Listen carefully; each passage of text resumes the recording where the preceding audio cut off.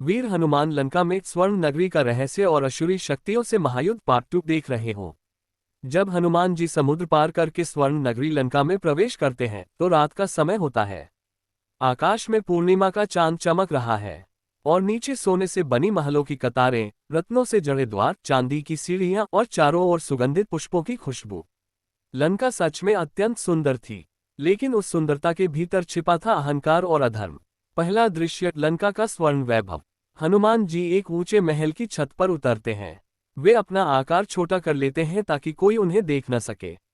वे सोचते हैं, यह नगरी कितनी सुंदर है, पर जहां धर्म नहीं वहां वैभव भी व्यर्थ है।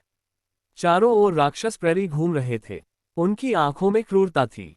पहला संघर्ष, निशाचर राक्षस धूम्राक्ष। अचानक एक विशाल राक्षस प्रकट हुआ, धूम्राक्ष। वह धुएं की तरह गायब होकर पीछे से हमला करता था।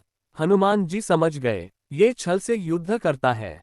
उन्होंने आंखें बंद कर प्रभु राम का स्मरण किया। जैसे ही राक्षस पास आया, हनुमान जी ने बिजली जैसी गति से गदा घुमाई।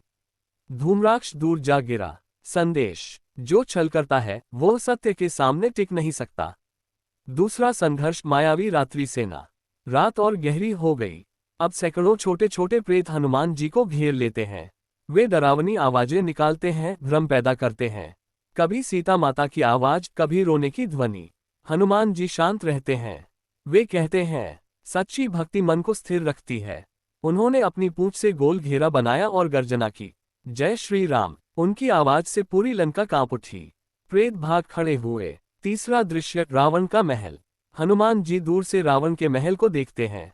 रत्नों से जगमगाता विशाल भवन। वे सोचते हैं, शक्ति और संपत्ति होने पर भी यदि मन में अहंकार है तो पतन निश्चित है। अशोक वाटिका की ओर। हनुमान जी अब अशोक वाटिका की ओर बढ़ते हैं। वहां वातावरण बदल जाता है। शांति है पर दुख भी है। वे देखते हैं, एक वृक्ष के नीचे बैठी है माता सीता। सादा वस्त्र पर चेहरा तेजस्वी। हनुमान जी वृक्ष पर बैठकर सही समय का इंतजार करते हैं। प्रेरणा, ये भाग हमें सिखाता है, सुंदरता से ज्यादा जरूरी है धर्म, शक्ति से ज्यादा जरूरी है विनम्रता। कठिन परिस्थितियों में भी धैर्य ही विजय दिलाता है। हनुमान जी हमें बताते हैं, जब उद्देश्य पवित्र हो तो पूरी दुनिया की बाधाएं भी रास्ता नहीं रोक सकती।